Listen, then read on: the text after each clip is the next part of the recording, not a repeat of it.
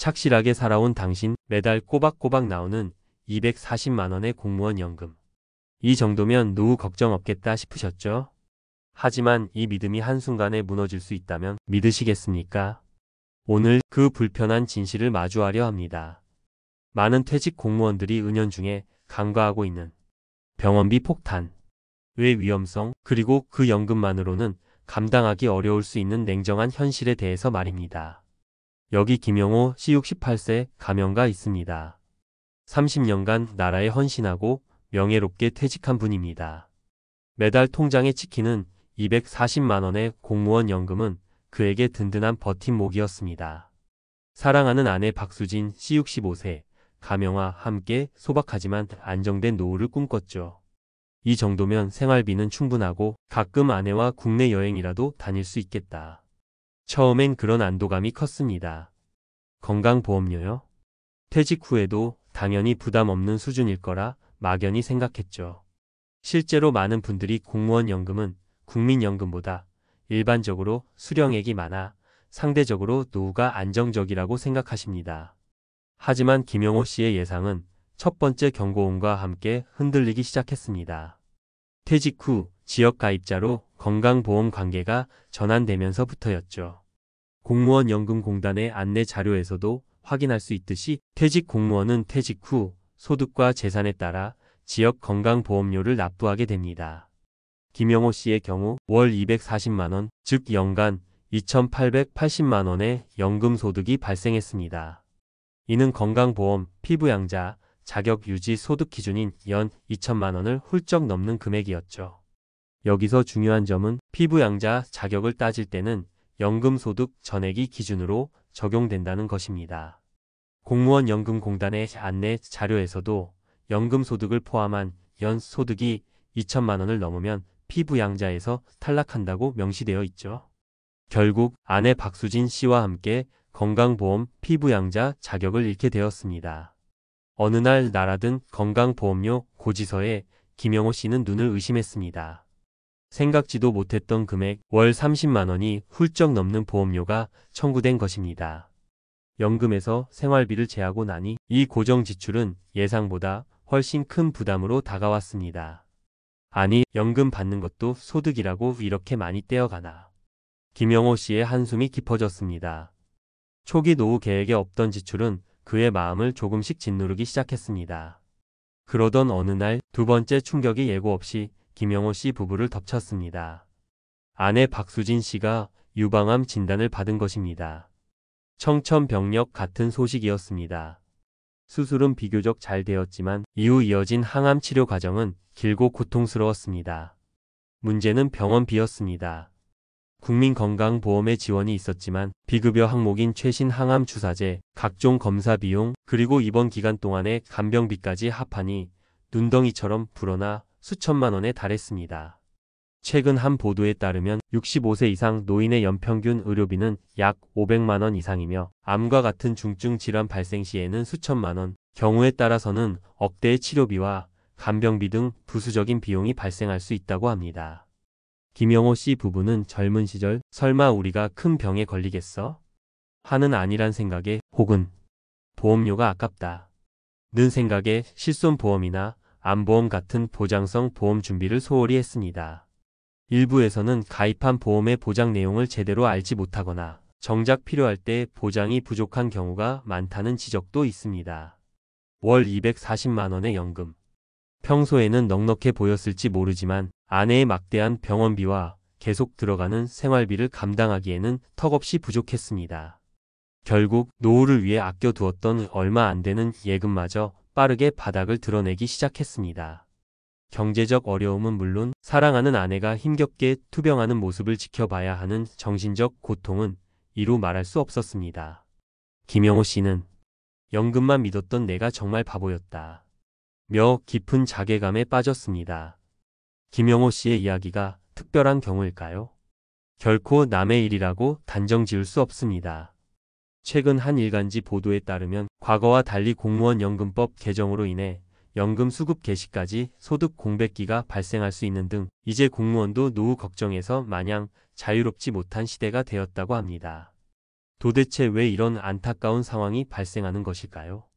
몇 가지 근본적인 원인을 짚어볼 필요가 있습니다. 첫째, 건강보험제도 변화에 대한 무지입니다. 많은 분들이 퇴직 후 지역가입자로 전환될 때 연금소득을 포함한 소득과 보유 재산에 따라 건강보험료가 새롭게 산정된다는 사실을 간과합니다. 공무원연금공단에서도 이러한 내용을 안내하고 있지만 정작 본인의 상황에 맞춰 꼼꼼히 확인하지 않는 경우가 많습니다. 둘째, 노년기 의료비 지출 급증에 대한 안일한 인식입니다. 앞서 언급했듯이 65세 이후에는 젊은 시절과 비교할 수 없을 정도로 의료비 지출이 급격히 늘어납니다.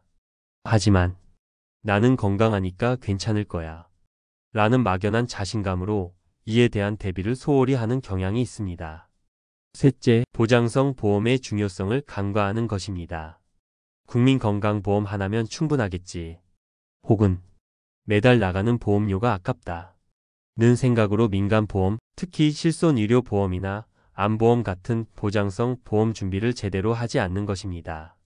한 온라인 커뮤니티의 은퇴자 경험담에 따르면 실비보험 가입을 놓쳐 갑작스러운 MRI 검사비나 수술비로 큰 경제적 어려움을 겪었다는 사례도 찾아볼 수 있습니다. 그렇다면 절망만 해야 할까요? 아닙니다. 미리 알고 준비하면 충분히 대비할 수 있습니다. 여기 이정숙 씨 69세 가명의 이야기를 들어보시죠. 이정숙 씨 역시 퇴직 공무원으로 월 250만원 가량의 연금을 받습니다.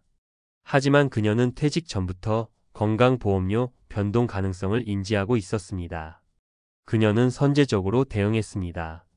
먼저 일부 금융 자산을 비과세 상품으로 이전하거나 자녀에게 미리 일부 증여하는 방식으로 건강보험료를 지혜롭게 관리했습니다.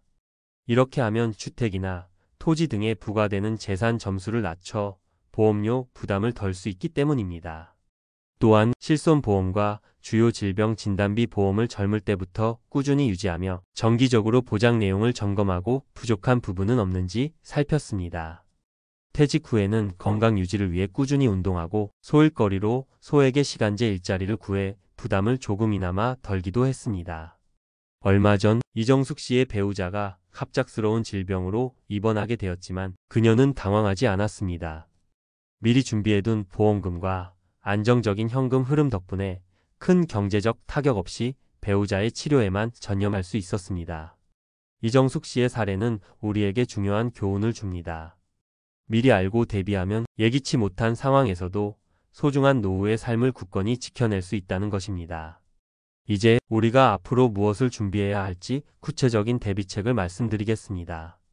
첫째, 퇴직 후 건강보험료의 현실을 반드시 직시해야 합니다.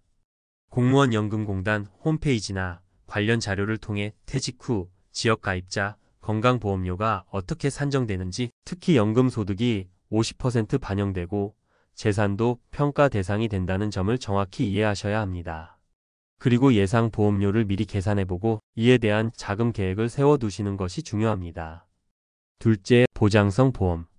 은 선택이 아닌 필수라는 인식을 가져야 합니다. 은퇴 전에 반드시 본인과 배우자의 실손의료보험, 암보험, 그리고 3대 질병암, 뇌, 심장진단비 보험 등의 가입 여부와 보장 내용을 꼼꼼히 점검하십시오. 만약 부족한 부분이 있다면 더 늦기 전에 보완하는 것이 현명합니다. 특히 보험은 한 살이라도 젊을 때 그리고 건강할 때 가입해야 보험료 부담이 적고 가입도 수월하다는 점을 명심해야 합니다. 셋째, 의료비 비상자금을 별도로 마련해 두는 것이 좋습니다. 매달 받는 연금 외에 갑작스러운 질병이나 사고로 인한 의료비 지출에 대비할 수 있는 최소한의 비상자금을 확보해 두는 것이 중요합니다. 개인형 퇴직연금 IRP 등을 통해 세제 혜택을 받으면서 추가적인 노후 소득원을 마련하는 것도 좋은 방법이 될 수 있습니다. 관련 통계에 따르면 IRP를 통한 장기 투자는 안정적인 노후 자금 마련에 기여할 수 있다고 합니다. 넷째, 건강보험료를 합법적으로 줄일 수 있는 방안을 적극적으로 탐색해야 합니다. 예를 들어 자녀의 건강보험 피부양자로 등재될 수 있는 요건, 즉 연간 소득 2천만 원 이하, 재산세 과세 표준 5억 4천만 원 이하 등의 기준을 확인하고 이를 충족할 수 있도록 은퇴 전부터 소득 및 자산 관리 계획을 세우는 것이 좋습니다. 또한 단기간이라도 재취업을 한다면 직장 가입자로서 이미 계속 가입 제도를 활용하는 방안도 고려해 볼 수 있습니다. 다만 연 2천만 원을 초과하는 공무원 연금 수급자의 경우 재취업 시 소득월액 보험료를 추가로 부담해야 할 수도 있으니 이 점은 유의하셔야 합니다. 이 외에도 전문가와 상담하여 명예분산이나 비과세 또는 분리과세 금융상품을 활용하는 등 절세 방안도 함께 고민해 보시는 것이 좋습니다. 공무원 연금 분명 훌륭하고 든든한 노후 대비 수단임에는 틀림없습니다. 하지만 그것만으로는 예상치 못한 모든 위험, 특히 막대한 비용이 들 수 있는 병원비로부터 우리를 완벽하게 지켜줄 수는 없습니다. 병원비는 누구에게나 언제든 닥칠 수 있는 가장 큰 변수이기 때문입니다. 오늘 말씀드린 내용들이 어쩌면 다소 불편하게 들리셨을 수도 있습니다. 하지만 지금이라도 냉정한 현실을 제대로 알고 차근차근 하나씩 준비해 나간다면 병원비 폭탄이라는 무서운 함정으로부터 여러분의 소중한 노후를 지켜낼 수 있습니다. 오늘 당장 여러분의 보험증권을 다시 한번 꺼내보시고 퇴직 후 예상되는 건강보험료는 어느 정도일지 한번 점검해 보시는 것은 어떨까요? 더 늦기 전에 적극적으로 정보를 찾고 필요하다면 전문가와 상담하며 자신만의 튼튼한 안전망을 구축하시길 진심으로 바랍니다.